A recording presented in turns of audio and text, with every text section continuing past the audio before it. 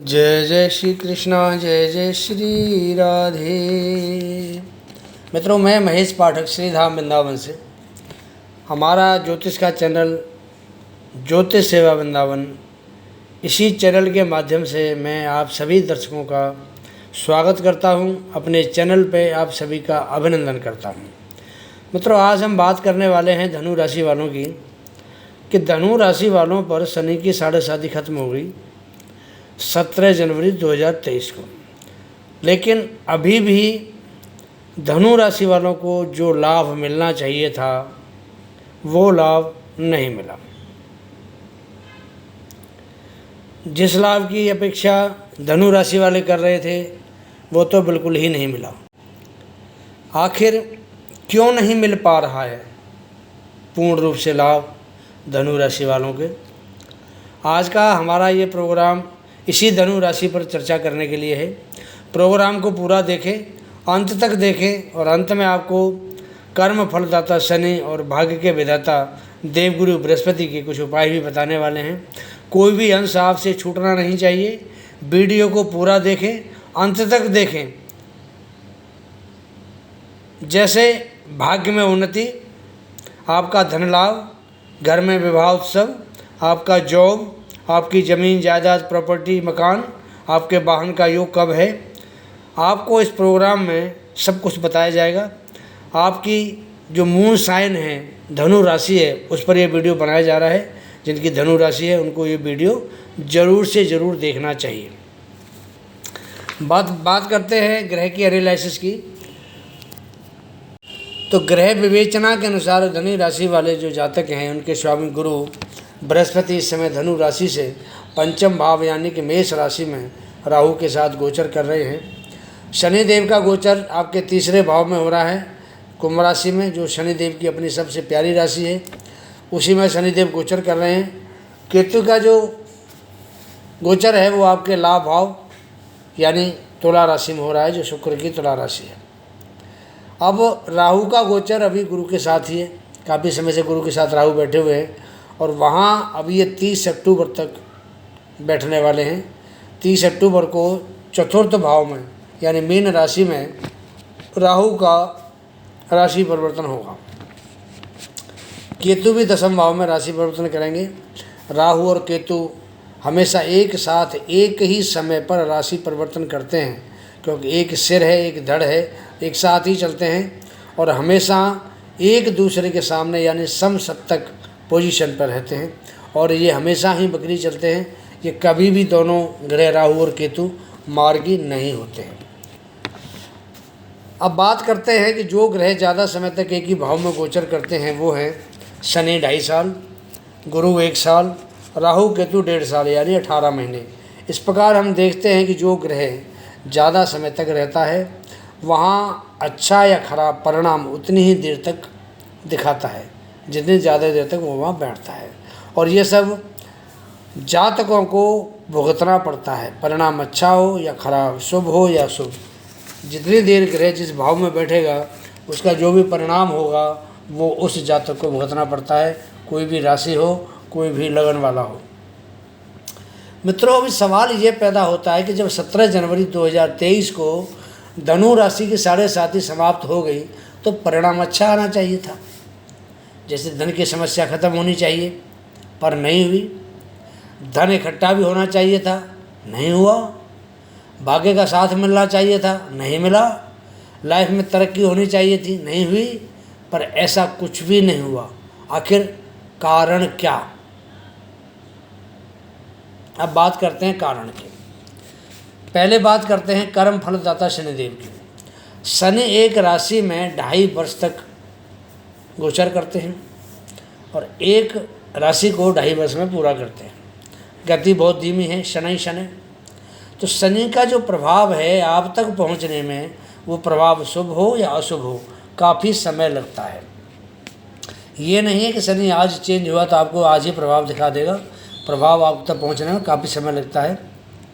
17 जनवरी को शनि महाराज का राशि परिवर्तन हुआ और 30 जनवरी को शनिदेव अस्त हो गए, यानी 12-13 दिन के बाद में शनि अस्त हो गए। उसके बाद 6 मार्च को शनि का उदय हुआ। अब शनि के अस्त होने पर बहुत ज़्यादा प्रभाव कर्म भाव पर पड़ता है, क्योंकि शनि स्वयं कर्म के फलदाता हैं और कर्म का कारक ग्रह अस्त हुआ तो कर्म भी प्रभावित होता है, और यही हुआ, आपको कर्म का फल डिले हो गया, नहीं मिला। शनि का गोचर पुरुषार्थ भाव पर है, यानी तीसरे भाव पर है, सो हिम्मत और साहस भी प्रभावित हुआ। भाग्य पर दृष्टि से भाग्य भी प्रभावित हुआ। पंचम भाव पर दृष्टि से शिक्षा और संतान के संबंध में परेशानी आ गई। और द्वादश पर शनि की दृष्टि से आपका खर्चा नियंत्रित नहीं रहा, खर्चे आपके नेसेसरी और अननेसेसरी दोनों तरह के शुरू हो गए। विदेशों से, क्योंकि 12वां विदेश का भी है, विदेशों से जिनका संबंध था उनको लाभ मिलना था, नहीं मिला, क्योंकि धन का स्वामी शनिदेव बनते हैं, तो धन प्राप्ति में भी आपको बाधाएं उत्पन्न हुई। ये तो हुई शनि महाराज की बात। आपके जो राशि स्वामी हैं गुरुदेव, 30 मार्च को वो भी अस्त हो गए, और गुरु के अस्त होते ही सभी मंगल कार्य बंद हो गए, शादी विवाह संबंध बंद हो गए। राहु के साथ गुरु का चांडाल दोष भी अशुभ प्रभाव को देने वाला था। अब राशि का स्वामी अस्त, तो लाभ जिन जिन भावों के गुरु कारक थे, गुरु कारक हैं धन भाव के, गुरु कारक हैं पंचम भाव के, गुरु कारक हैं आपके भाग्य भाव के, गुरु कारक है आपके कर्म भाव के, और गुरु कारक है आपके आय भाव के, आप जहाँ से आपको लाभ मिलता है। तो इन सब भावों से आपको गुरु के अस्त होते ही उनसे जो जो फायदा होना चाहिए था, धन से लाभ कम हो गया, पुत्र शिक्षा संतान इससे आपको लाभ नहीं मिला, भाग्य ने साथ नहीं दिया, कर्म भी बढ़िया नहीं रहे, और लाभ का जो स्वामी था वो लाभ देना चाहिए था, साथ में लाभ भी आपको नहीं मिला। तो इस प्रकार बृहस्पति के अस्त होने के तुरंत बाद ये जो भी काम थे आपके घर में, जो शुभ काम होने थे, मंगल काम होने थे, ब्याह शादी की बात आपकी चल रही थी, पूरी हो गई, लेकिन वो भी ख़त्म हो गई। कहीं से आपको पैसा मिलना था, नहीं मिला, लोगों ने आपके साथ में डिले कर दिया, सारा पैसा जिसने देना है समय पे पैसा नहीं मिला। अब समय पर जब कोई काम नहीं होगा तो वो सब काम डिले हो जाते हैं, और जब डिले हो जाते हैं तो वो धीरे धीरे ही लाइन पे आते हैं, जल्दबाजी में कोई काम नहीं होता। अब सप्तम भाव का जो स्वामी है बुध महाराज, सप्तमे से आपका बुध, ये व्यापार का, बुद्धि का, वाणी का कारक ग्रह है, साथ ही ये दसम भाव का, कर्म भाव का स्वामी भी बनता है। अब वो भी 1 मार्च को अस्त हो गया, और जो व्यापार और साझेदारी, नौकरी, जिन चीज़ों से आपको सकारात्मक प्रभाव मिलने वाला था, आपको किसी से कोई लाभ नहीं मिल पाया। धनु राशि वालों को बिल्कुल भी लाभ नहीं मिला। पत्नी पत्नी के बीच में सामंजस्य की कमी हो गई, इस वजह से आपस में तकरार और बढ़ गई, मतभेद बढ़े, दूरियां बढ़ी, और जनवरी से मई तक का आपके साथ में समय ठीक नहीं रहा, और आपके साथ में ऐसे ही हालत हो गई कि आपको लाभ के नाम पर नुकसान होना पड़ा। अब बात करते हैं सूर्यदेव की। सूर्यदेव की जो पोजीशन है वो ये है कि सूर्य आपके धनु राशि वालों के लिए भाग्य के स्वामी बनते हैं। अब देखते हैं कि उनका प्रभाव कैसा रहा।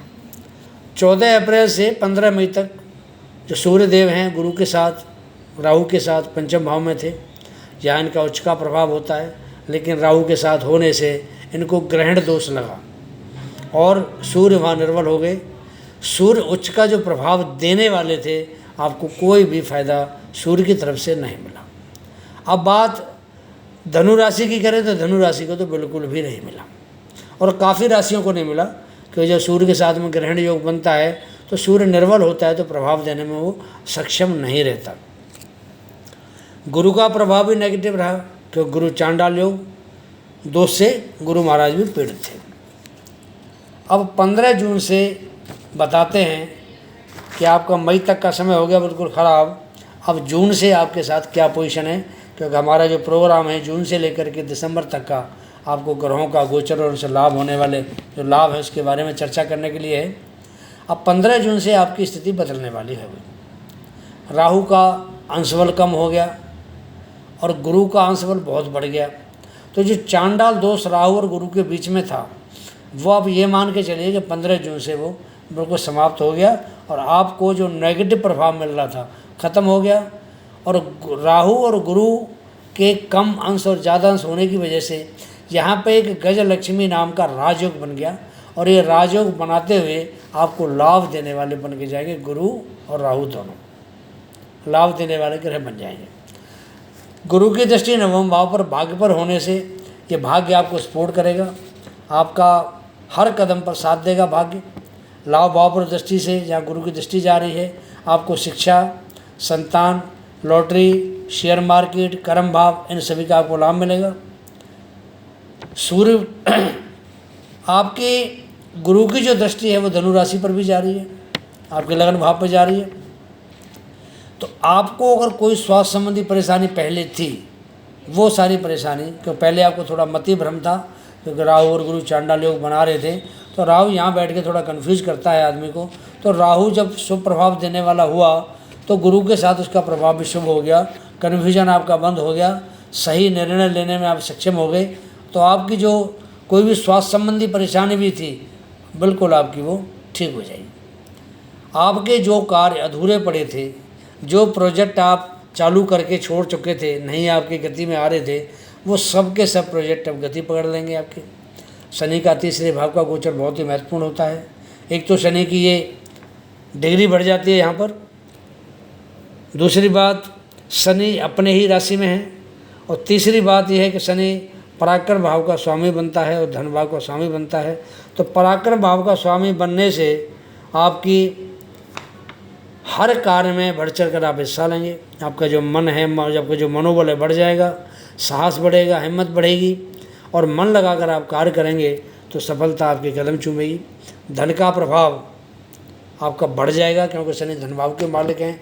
और एक्चुअली ये तो बनी हुई बात होती है, अगर आदमी मेहनत करता है उसके मेहनत का फल अवश्य मिलता है। पराक्रम भाव बढ़ने से आप हर कार्य को बड़े जोशो खरोश के साथ कर पाएंगे। तीसरा भाव हो, छठा भाव हो और 11वां भाव हो, यहाँ पर जो पाप ग्रह होते हैं बहुत बली होते हैं, और इतना बली होते हैं कि वो बेशक आपकी कुंडली में अकारक हों, लेकिन आपको उसका परिणाम पॉजिटिव मिलता है, अच्छा परिणाम मिलता है। जब उनकी महादशा आती है तो तीसरा भाव, छठा भाव और 11वें भाव में बैठा हुआ पाप ग्रह अपने महादशा में आपको बहुत ही अच्छा रिजल्ट देता है। रिजल्ट आपको सकारात्मक मिलता है, 100% आपको पॉजिटिव रिजल्ट देता है, वो बढ़िया देता है। और शनि महाराज भी आपको यही देने वाले हैं, क्योंकि खुद तीसरे भाव में पराक्रम भाव में शनि देव बैठे हैं। अब सूर्य और बुध और गुरु, इनके जो भी कार्य क्षेत्र हैं, जिस चीज़ का कारक सूर्य है, जिसका कारक बुध है, इसका कारक गुरु है। जैसे अध्यापक, चार्टर्ड अकाउंट, शासन प्रशासन में अधिकारी, बड़े व्यापारी या वकील, जज, नेता या कोई मंत्री पद प्राप्त जो लोग हैं वो, या शिक्षा विभाग, banking, finance, IT, computer management के क्षेत्र में जो काम कर रहे हैं, या जो राजनीति में हैं, उनका समय परिवर्तन का योग स्पष्ट हो गया है। आपका समय बिल्कुल शुभ शुरू हो गया है। प्रभाव तो मिलेगा आपको, लेकिन धीरे धीरे मिलेगा, क्योंकि शनि की गति भी कम है और गुरु अभी अभी आपको अपना अच्छा प्रभाव देने में सक्षम हुए हैं, तो प्रभाव आपको मिलना शुरू हो जाएगा। अब बात करते हैं सूर्य देव की, क्योंकि सूर्य देव धनु राशि वालों के लिए भाग्य के मालिक बनते हैं। तो ये आपको क्या देंगे? सूर्यदेव का गोचर 15 जून से मिथुन राशि में हो रहा है। मिथुन राशि आपके सप्तम भाव में व्यापार का, पति पत्नी का, साझेदारी का भाव है। सूर्य भाग्य के स्वामी होकर यहाँ गोचर करेंगे तो आपको इन सभी क्षेत्रों में लाभ देंगे। सूर्य का गोचर 17 अगस्त को भाग्य भाव में स्वग्रही होकर अपने घर के होकर के गोचर करेंगे। ये भाग्य में खुद मालिक हैं, भाग्य में बैठेंगे, गोचर करेंगे, तो आपका जो भाग्य का सितारा है वो चमकने लगेगा। भाग्य में जो लिखा हुआ है आपको मिलने लग जाएगा। भाग्य स्वयं भाग्य भाव में है, तो आप कल्पना कर सकते हैं कि वो आपको कितना अच्छा प्रभाव देंगे, भाग्य आपका कितना प्रबल होगा, ये सब आपके सामने आ जाएगा। सूर्य स्वयं भाग्य में पिता के कारक भी होते हैं, क्योंकि भाग्य भाव धर्म भाव भी है, और सूर्य जैसा ग्रह भाग्य का स्वामी होकर धर्म भाव में अगर गोचर करता है तो धर्म की वृद्धि होती है। जब धर्म की वृद्धि होती है तो कर्म भी बलवान बनता है, और जब कर्म बलवान बनता है तो लाभ भी आना शुरू हो जाता है, यानी लाभ का जो भाव है बली हो जाता है, और आपको हर भाव से कुछ न कुछ लाभ प्राप्त होने लग जाता है। ये एक सूत्र है। सूर्य 17 सितंबर को कर्म भाव में गोचर करेंगे और गोचर करते हुए आपके कर्म को गति देने में सकारात्मक भूमिका निभाएंगे। कर्म का प्रभाव शुभ होगा क्योंकि सूर्य दशम भाव में कारक भी हैं और व्यापार को गति मिलेगी। ये पिता के भी कारक हैं, तो जिनके पिता हैं तो उनको जब सूर्य दशम भाव में या नवम भाव में गोचर करेंगे तो ये 2 महीने पिता से बहुत अच्छा इनको लाभ मिलेगा, पूरी सपोर्ट मिलेगी और पिता इनके हर काम में अच्छे सहायक सिद्ध होंगे। व्यापार को गति मिलेगी। नौकरी पेशा जो जातक है उनको प्रमोशन मिल सकता है। जो जॉब लेस हैं, इनके जो पास जॉब नहीं है, जॉब जरूर मिलेगी। और जो सरकारी नौकरी के लिए अगर कोई भी जातक अप्लाई करता है तो ये जो 2 महीने हैं आपके लिए, भाग्य भाव का गोचर और कर्म भाव का गोचर और एक अगला भाव है लाभ भाव, इसका जो गोचर है सूर्य का, ये तीनों महीने आपके लिए बहुत अच्छे हैं। अगर आप कहीं गवर्नमेंट जॉब के लिए तैयारी कर रहे हैं तो आपको इन 3 महीनों में करनी चाहिए। आपको बिल्कुल ही 100% रिजल्ट मिलने के पूरे चांस होते हैं। 17 अक्टूबर को सूर्य का गोचर आपके लाभ भाव में होने जा रहा है, तुला राशि में होगा। अब वैसे तो तुला राशि में सूर्य नीच का प्रभाव देते हैं, सब जानते हैं, लेकिन सिर्फ मात्र 10 डिग्री तक नीच के होते हैं। परंतु यहाँ पर गुरु की दृष्टि और राहु और गुरु से बनने वाला जो गजलक्ष्मी योग है, तो यहाँ सूर्य को प्रबल लाभकारी बना देगा। और वैसे भी 11वें भाव में सभी ग्रह परिणाम सकारात्मक देते हैं, लाभ देते हैं, लाभदायक होते हैं। तो सूर्य भी आपको शासन से, प्रशासन से, व्यापार से, भाग्य से, कर्म से लाभ देने में समर्थ होगा। कुल मिलाकर बात करते हैं तो जून का जो महीना है 15 जून से लेकर के और आगे दिसंबर तक धनु राशि वालों का भाग्य का सितारा चमकने वाला है। भाग्य इनके साथ देगा, सपोर्ट मिलेगी इनको हर तरीके से। गुरु भी निर्मल हो जाएगा राशि का स्वामी और शनि महाराज भी इनके लिए पाप रहित होकर के और अच्छा परिणाम देने में सक्षम होगा। अब बात करते हैं थोड़ी अपने बारे में। हम कुंडली का विश्लेषण करते हैं। किसी जातक को अपनी कुंडली का विश्लेषण कराना हो, सामने स्क्रीन पे हमारा व्हाट्सएप नंबर आ रहा है, आप उस नंबर पे अपना जन्म की तिथि, जन्म का समय और जन्म स्थान 3 चीज़ हमें भेजिए और पाइए हमारे ऑफिस से सकारात्मक परिणाम वाला उपाय। जो दर्शक हमसे नए जुड़ रहे हैं उनसे मेरा निवेदन है कि सबसे पहले हमारे चैनल को सब्सक्राइब करें, लाइक करें और अगर आपको हमारा वीडियो पसंद आता है तो इसको शेयर करें। एक बेल पुश आइकॉन है, उसको अगर आप ऑल करेंगे तो हम जो भी वीडियो अपलोड करते हैं उसका जो नोटिफिकेशन है आपको साथ साथ मिलेगा। तो आपको जैसे ही नोटिफिकेशन मिलता है आप वीडियो देखिए, लाइक करें और शेयर करें। अब कुछ बात करते हैं उपाय के बारे में। पहले बात करेंगे शनि महाराज की। अगर किसी का जन्म के समय शनि की स्थिति ठीक नहीं है, शनि पाप प्रभाव में है, शनि नीच का है या शनि 8वें या 12वें भाव में जन्म के समय बैठा हुआ है, तो यहाँ पर शनि थोड़ा सा अच्छा प्रभाव देने में सक्षम नहीं होता। तो शनि के प्रभाव को शुभ करने के लिए आपको क्या उपाय करना है, आप नोट कर लें, उपाय को ध्यान से सुनें। पहला उपाय है आप शनिवार का व्रत कर सकते हैं। दूसरा उपाय है आप शनिवार के दिन आप पीपल की पूजा करें, दीपक जलाएं, सरसों के तेल का, देसी घी का, जैसे आपकी इच्छा हो, और 1 लोटे में थोड़ा सा दूध और चावल और चीनी डाल करके, थोड़ा काले तिल भी डाल करके उससे पीपल को स्नान कराएं, पीपल को सींचें। तीसरा उपाय है आप शनि के ऊपर शनिवार के दिन सरसों का तेल चढ़ाएं। चौथा उपाय है कि जो गरीब मजदूर तबका है आप उसको शनिवार के दिन कुछ चाय, नाश्ता, भोजन कराएं। अगला उपाय है कि शनिवार के दिन आप काली वस्तुओं का गरीबों को दान करें।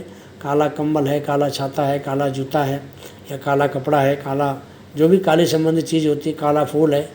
आप गरीब तबके के जो लोग हैं, मजदूर टाइप के जो लोग हैं, क्योंकि शनि मजदूरों का कारक है, तो आप ये काली चीज़ों का दान करेंगे, काला उड़द है, कोयला है, इनसे आपको बहुत ही लाभ होगा। अब बात करते हैं गुरु की। अगर किसी का गुरु जन्म के समय अशुभ स्थिति में है, नीच का बैठा है या 6वें, 8वें, 12वें भाव में चला गया है, तो उस गुरु को सबल करने के लिए, या गुरु राहु की युति है या गुरु केतु की युति है या गुरु शनि की युति है, पाप प्रभाव में गुरु है, तो ऐसे गुरु को सबल करने के लिए आपको बृहस्पतिवार का व्रत करना चाहिए। महिला पुरुष दोनों कर सकते हैं, इसमें कोई दिक्कत नहीं है। केले की आपको पूजा करनी चाहिए और पानी में जो हम स्नान करते हैं उस जल में थोड़ी हल्दी डाल के स्नान करना चाहिए। केसर का हमें रोज़ाना माथे पे और नाभि पे तिलक लगाना चाहिए। वीरवार के दिन हमें पीली वस्तुओं का दान करना चाहिए और कोशिश करनी चाहिए कि वीरवार को हम किसी को, अगर कोई जैसे पैसे मांगने आता है, किसी को पैसे ना दें। बाज़ार से सामान खरीदना है, पैसे दे के कोई चीज़ लेनी है, ठीक है, लेकिन किसी को उधार पैसा बृहस्पतिवार को बिल्कुल भी ना दें। इससे आपको बृहस्पति को बल मिलेगा और आपको लाभ होगा। जय जय श्री राधे। आज का ये प्रोग्राम यहीं समाप्त करते हैं। इजाज़त चाहते हैं अगले प्रोग्राम की तैयारी के लिए, फिर आपसे मुलाकात करेंगे। तब तक के लिए आप आज्ञा दीजिए। जय जय श्री राधे। जय जय श्री कृष्णा कृष्णा कृष्णा।